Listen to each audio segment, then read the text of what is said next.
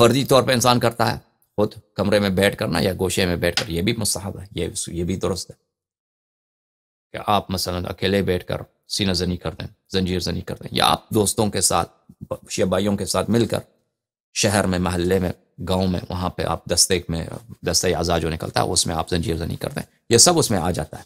تو بہرحال یہ کہنا کہ یہ بات بدعت ہے، یہ سراسر جہالت ہے، یہ سراسر حماقت ہے۔ اور انشاءاللہ تبارک و تعالی ہم جزا کے متعلق مزید بیان کریں گے کہ کس طرح حضرت زینب سلام اللہ علیہ نے سر اپنا مار دیا محمل پر، اور امام سجاد علیہ السلام نے خون نکالا اپنے سر مبارک سے، اور بہت ساری روایات۔ ابھی اسی مقدار پہ ابھی اکتفا کرتے ہیں، باقی روایات جو ہیں آگے آ کے آپ کو بتائیں گے انشاءاللہ تبارک و تعالی باذنہ تعالی۔ اللہم صلی علی محمد وآل محمد وعجل فرجهم الشریف۔ ملاحظہ فرمائیے یہ کتاب بحار الانوار ہے، جزء الرابع والاربعون، 44واں جلد۔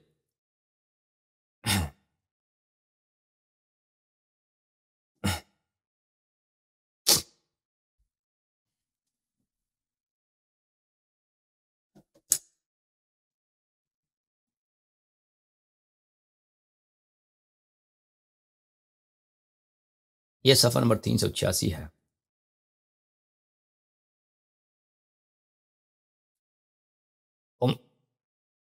ابن مرجانہ، عبید اللہ ابن مرجانہ جو تھا لعنت اللہ علیہ، فما زال يرسل الیہ بالعساکر حتی تکامل عنده 30,000 بین فارس وراجل، مسلسل مستقل لشکر بھیج رہا تھا۔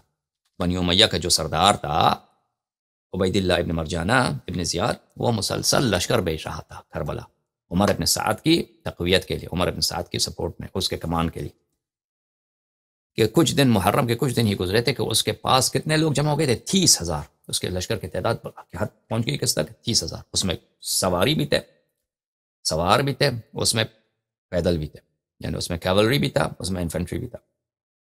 ثم كتب الیہ ابن زیاد، ابن زیاد نے عمر ابن سعد کو خط لکھا، انی لم اجعل لك علة في كثرة الخیل والرجال، میں نے کوئی کسر نہیں چھوڑی، میں نے تیرے لیے اتنا لشکر بھیجا۔ وہ امام حسین علیہ السلام تو کچھ بھی نہیں ہے، 72 لوگ پہ 40 50 60 70 لوگ ہیں، 100 لوگ ہوں گے زیادہ سے زیادہ، کچھ بھی نہیں ہوتا، میں نے تجھے اتنے ہزاروں کے تعداد میں گھڑ سوار اور پیدل فوج بھیجا ہے۔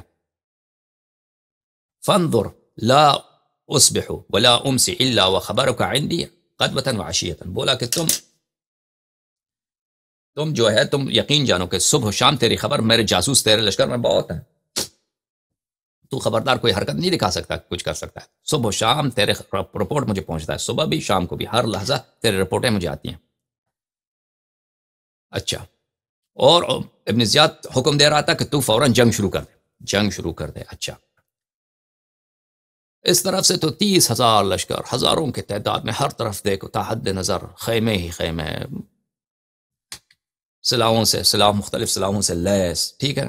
امام حسین علیہ السلام کے پاس گیا، حبیب ابن مظاہر نے آ گئے امام حسین علیہ السلام کے پاس، فقال یا ابن رسول اللہ هنا حي بن بني اسد بالقرب منا اتأذن لي في المسير اليهم فادعوهم الى نصرتك، عرض کیا کہ یہاں پہ میرا قبیلہ ہے، یہاں کربلا سے قریب میرا قبیلہ ہے بنی اسد، اور میں بھی بنی اسد کا ہوں، مجھے اجازت دیتے ہیں میں اپنے قبیلے کے پاس جاؤں اور ان سے کہہ دوں کہ فرزند رسول صلی اللہ علیہ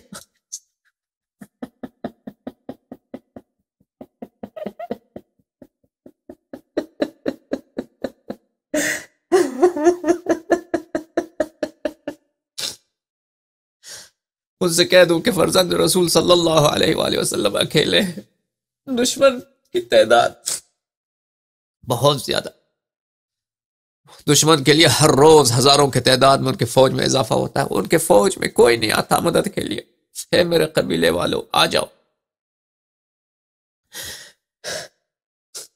مولا مجھے اجازت دے، میں چاہتا ہوں، میں اپنے قوم کا بزرگ ہوں، بوڑھا آدمی ہوں، ان کو دعوت دوں، شاید کوئی مان لے، شاید ہو سکے کہ آپ کے نصرت کے لیے، آپ کی نصرت کے لیے اپنے قوم سے میں کچھ لوگ لے کے آؤں۔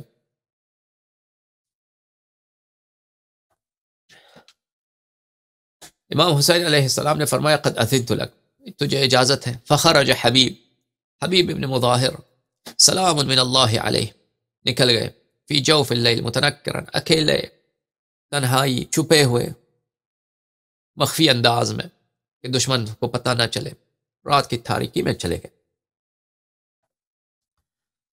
حتی اتا الیہم فعرفوہ انہ من بنی اسد، پہنچ گئے اپنے قبیلے کے درمیان، نصف شب پہنچ گیا، ان کو جگا دیا کہ بھئی آ جاؤ، میں بھی بنی اسد کا ہوں. انہوں نے پہچان لیا کہ ہمارے آدمی ہیں. پوچھا کہ کس لیے آئے ہو؟ فقال انی قد اتیتکم بخیر ما اتی بہ وافد الی قوم. پوچھا کہ تم کس لیے آئے ہو رات کے اس وقت؟ ان کو بتایا کہ اے قبیلے والو، میں تمہارے لیے بہترین، مجھ سے اس سے بہتر کوئی تحفہ اپنے قبیلے کے لیے نہیں لے کے آیا. میں بہترین بات، بہترین تحفہ آپ کے لیے لایا ہوں. اتیتکم، میں آیا ہوں، ادعوکم الی نصر ابن بنت نبیکم صلی اللہ علیہ وآلہ وسلم، میں آیا ہوں تجھے دعوت دینے کے لیے کہ آ جاؤ نصرت کرو، آ جاؤ نصرت کرو.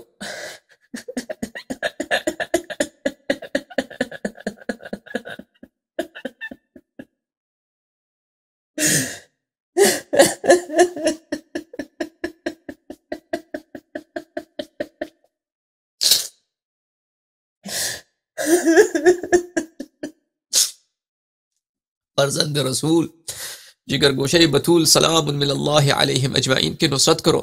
فإنه فی عصابۃ من المؤمنین، ان کا لشکر بڑا چھوٹا ہے، تعداد ان کی کم ہے، تعداد ان کی کم ہے، مگر کیا نورانی ہے افراد ہیں ان کے ساتھ، کیا نورانی مؤمنین ہے. الرجل منہم خیر من الف رجل، ان میں سے ہر ایک بندہ، ہر ایک جو فرد امام حسین علیہ السلام کے ساتھ ہے وہ 1000 لوگ سے بہتر، 1000 سے بہتر ان کے ساتھ جو لوگ ہیں.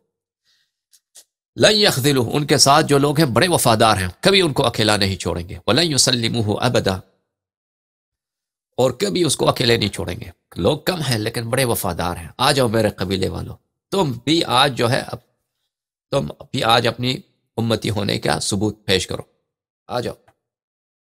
وہذا عمر بن سعد قد احاط به، یہ عمر ابن سعد ابن ابی وقاص.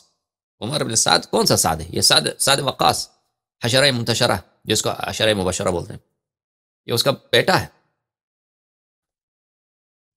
اس نے پورا محاصرہ کیا ہوا ہے امام حسین علیہ السلام کی.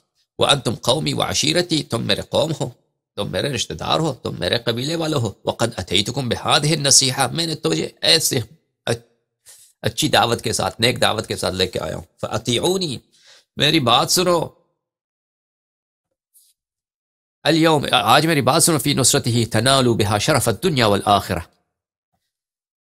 اگر تم آج نصرت کرو رسول صلی اللہ علیہ وآلہ وسلم کی فرزند کی تو تم دنیا اور آخرت کی شرف تمہیں مل جائے گا. فإنی اقسم باللہ لا يقتل احد منکم فی سبیل اللہ مع ابن بنت رسول اللہ صلی اللہ علیہ وآلہ صابرا محتسبا الا کان رفیقا لمحمد صلی اللہ علیہ وآلہ فی علیین.